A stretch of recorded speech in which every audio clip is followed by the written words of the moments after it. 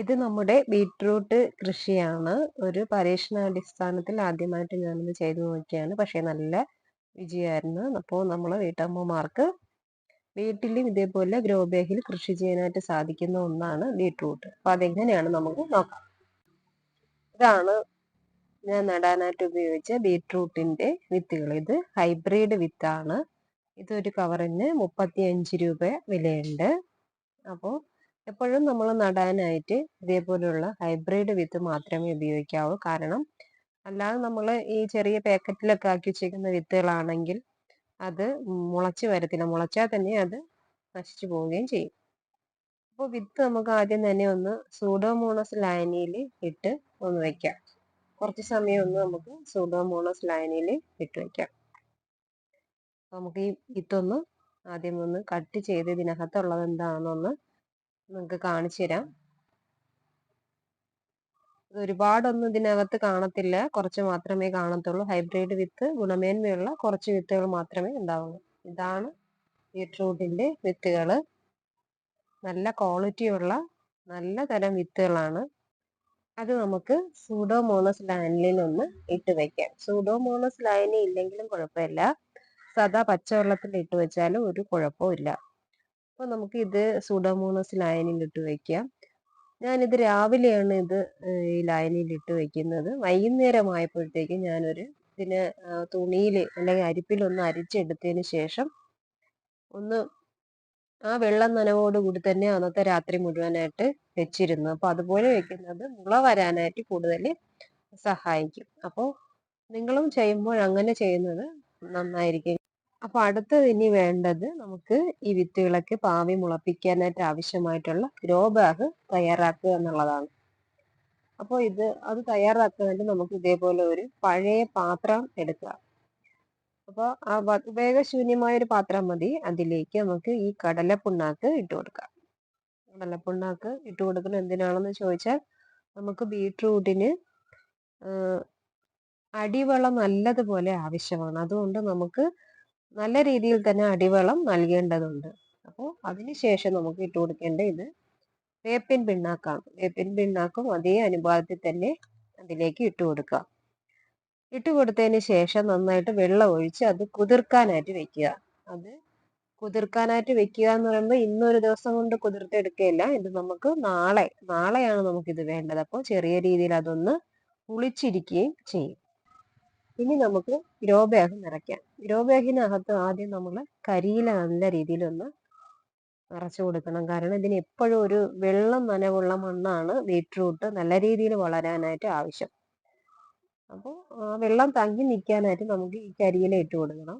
പിന്നെ ഇതെന്ന് പറയുന്നത് ചാണകപ്പൊടി, ചാമ്പല്, മണ്ണിര കമ്പോസ്റ്റ്, ചകിരിച്ചോറ് കമ്പോസ്റ്റ് ഇതെല്ലാം കൂടെ ഒരുമിച്ച് ചേർത്ത് ഇളക്കി വെച്ച മണ്ണാണ്. അപ്പോൾ ഈ മണ്ണ് നമുക്ക് ഗ്രോ ബാഗിനകത്തേക്ക് നിറയ്ക്കാനുള്ളതാണ്. ഇത് ഞാൻ ചാമ്പല് സൂക്ഷിക്കുന്നതിനകത്ത് വീട്ടിലുള്ള പച്ചക്കറി വേസ്റ്റും ഒക്കെ ഇട്ട് വെക്കാറുണ്ട്. അതുകൊണ്ടാണ് അതിൽ പഴത്തൊലി ഇങ്ങനെയുള്ള സാധനങ്ങളൊക്കെ കിടക്കുന്നത്.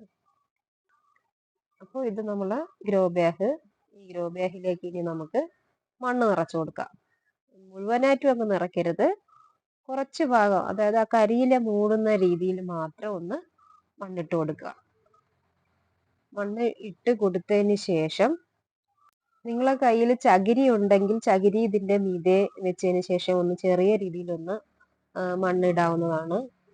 ഇതാണ് ഞാൻ ബീറ്റ്റൂട്ടിന് ഏറ്റവും പ്രധാനമായിട്ട് ഉപയോഗിക്കുന്ന വളം. ഇന്നലെ നമ്മൾ മാറ്റി വെച്ച വേപ്പിൻ പിണ്ണാക്കും കടല പിണ്ണാക്കും കുതിർത്തത്. ആ കുതിർത്തത് ഒന്ന് വെള്ളവും കൂടെ ചേർത്ത് ഇതേപോലെ ഒരു ലൂസ് പരുവത്തിലേക്ക് ആക്കിയെടുക്കണം. എന്നിട്ട് നമ്മൾ നേരത്തെ നിറച്ച ആ ഗ്രോ ബാഗിൽ ഒന്ന് ആ മണ്ണിന് മുകളിലേക്ക് ചെറിയ രീതിയിൽ ഒരു ലെയർ ഒന്ന് ഇട്ട് കൊടുക്കുക. നമ്മൾ ഈ ബിരിയാണിയൊക്കെ ദമ്മിടുന്ന പോലെ. എന്നിട്ട് അതിന്റെ മീതെ ഒന്ന് പിന്നും മണ്ണിട്ട് കൊടുക്കുക. ഇപ്പോഴും ഞാൻ പിന്നീട് ഒന്നും കൂടെ ഓർമ്മിപ്പിക്കുകയാണ്, നിങ്ങളതിൽ ചകിരി ഉണ്ടെങ്കിൽ ഇങ്ങനെ മണ്ണിടുമ്പോൾ ഒന്ന് ചകിരിയും കൂടെ വെച്ച് കൊടുക്കുന്നത് വളരെ നന്നായിരിക്കും. കാരണം ബീറ്റ്റൂട്ടിന് നല്ല നനവുള്ള മണ്ണാണ് ആവശ്യം. മണ്ണിട്ടതിന് ശേഷം പിന്നെ ഇതുപോലെ നമുക്ക് കടലപ്പിണ്ണാക്കും വേപ്പിൻ പിണ്ണാക്കും കൂടി കുതിർത്തത് ഇതേപോലെ ഇട്ട് കൊടുക്കുക. അപ്പോൾ ഒരു 1/4 ഭാഗത്തോളം നമുക്ക് ഈ ഒരു രീതിയിൽ നമുക്ക് മണ്ണും ഈ വളവും കൂടെ ചേർത്ത് ഒന്ന് നിറച്ചെടുക്കാം. ഗ്രോ ബാഗ് ഒന്ന് നല്ല രീതിയിൽ ഒന്ന് നിറച്ചെടുക്കാം. കണ്ടില്ലേ? ഇതേപോലെ ഒന്ന് നല്ല രീതിയിലൊന്ന് നിറച്ചെടുക്കാം. കാരണം നമ്മൾ ബീറ്റ്റൂട്ടിന് പിന്നെ നമുക്ക് വളം ചേർക്കാനായിട്ട് ബുദ്ധിമുട്ടായിരിക്കും. അപ്പോൾ ഇതാണ് നമ്മൾ ഇന്നലെ മാറ്റി വെച്ച ആ വിത്ത്. വെള്ളത്തിൽ നിന്ന് ഞാൻ ഊറ്റി രാത്രി മൊത്തം ചെറിയ നനവോട് കൂടി തുണിയിൽ സൂക്ഷിച്ച വിത്താണ് ഇത്. ഇതിൽ കണ്ടില്ലേ മുളയൊക്കെ വന്നിട്ടുണ്ട്. ഒരു 2 ദിവസം വെച്ചിരുന്നാലും ഒരു കുഴപ്പമില്ല, കുറച്ചും കൂടെ മുള വരും. അപ്പോൾ ആ മുള വന്ന വിത്തിനെ നമുക്ക് ഇതേപോലെ ഗ്രോ ബാഗിനകത്തേക്ക് മാറ്റി നടാം. മാറ്റി നടുമ്പോൾ ശ്രദ്ധിക്കണം, ഒരുപാട് താഴേക്ക് അങ്ങ് കുഴിച്ച് താക്കരുത്. എങ്കിൽ ബാക്കിയുള്ളത് പൊടിച്ച് വരാനായിട്ട് ബുദ്ധിമുട്ടായിരിക്കും. ബീട്രൂട്ടിന് വളരെ ലോലമായ തണ്ടും ഇലയുമാണ് ഉള്ളത്. അപ്പോൾ നമ്മൾ ഒരുപാട് താഴത്തേക്ക് നീക്കി വെച്ചാൽ അത് മുളച്ച് പൊന്തി വരാനായിട്ട് ബുദ്ധിമുട്ടായിരിക്കും. അപ്പോൾ ചെറിയൊരു നമ്മൾ കൈ കൊണ്ട് ചെറിയൊരു കുഴി കുത്തിയതിന് ശേഷം വിത്താണെങ്കിൽ വിത്ത് അതിനകത്തേക്ക് ഇട്ട് ചെറിയ രീതിയിലൊന്ന് മുകൾ മണ്ണൊന്ന് ഇട്ട് കൊടുക്കുക. നമ്മൾ മണ്ണ് ഇട്ടില്ലെങ്കിലും സാരമില്ല, നമ്മൾ വെള്ളം ഒഴിക്കുമ്പോഴത്തേക്കും ആ മണ്ണൊന്ന് ലെവലായിക്കോളും. അപ്പോൾ നമ്മളൊന്ന് നട്ട ബീട്രൂട്ടാണിത്. ഇത്രയും പരുവായിട്ടുണ്ട്. പിന്നെ ശ്രദ്ധിക്കേണ്ട പ്രധാന കാര്യം, വെള്ളം ആവശ്യമാണെങ്കിൽ നമ്മളിതിനെ തണലത്ത് കൊണ്ട് ഒരിക്കലും വെക്കരുത്. നല്ല സൂര്യപ്രകാശം കിട്ടിയാൽ മാത്രമേ ഇത് നല്ല ഗ്രോത്ത് ആയിട്ട് ഇതിങ്ങനെ വളരുകയുള്ളൂ. ഇതിപ്പോൾ ഈ ഒരു പരുവത്തിലേക്ക് എത്തിയിട്ടുണ്ട്.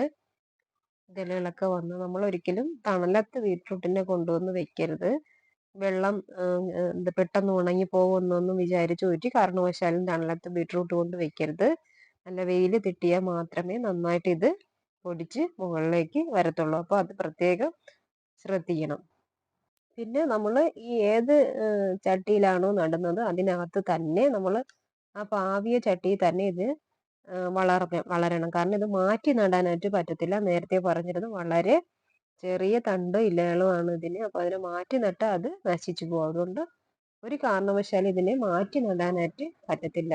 മാറ്റി നട്ടാൽ തന്നെ അത് നശിച്ചു പോകാറാണ് പതിവ്. അപ്പോൾ ആരും അതിന് നിൽക്കേണ്ട. അപ്പോൾ നമ്മൾ നടുന്ന ഏത് ഗ്രോ ബാഗിലാണോ ചട്ടിയിലാണോ അത് നല്ല അടിവളം നൽകി നല്ല രീതിയിൽ നമുക്ക് ഇതുപോലെ ബീട്രൂട്ട് ഉൽപ്പാദിപ്പിച്ചെടുക്കാനായിട്ട് സാധിക്കും. നമ്മൾ മനസ്സ് വെച്ചാൽ തന്നെ നമ്മളെ വീട്ടിലേക്കുള്ള ഒട്ടുമിക്ക പച്ചക്കറികളും നമുക്ക് ഉൽപ്പാദിപ്പിച്ചെടുക്കാനായിട്ട് സാധിക്കും. അപ്പോൾ നിങ്ങളെല്ലാവരും ഇതിന് ശ്രമിക്കണം. ബീട്രൂട്ട് കൃഷി ചെയ്യാനായിട്ട് ശ്രദ്ധിക്കണം. അപ്പോൾ എൻ്റെ ചാനൽ ആദ്യമായിട്ട് കാണുന്ന ആരെങ്കിലും ഉണ്ടെങ്കിൽ സബ്സ്ക്രൈബ് ചെയ്യാൻ മറന്നു പോകല്ലേ. വീഡിയോ ലൈക്ക് ചെയ്യാനും നിങ്ങളുടെ കൂട്ടുകാർക്കൊക്കെ ഷെയർ ചെയ്യാനും മറന്നു പോകല്ലേ. അപ്പോൾ പുതിയൊരു വീഡിയോയിൽ ഞാൻ വീണ്ടും വരാം. Okay, by.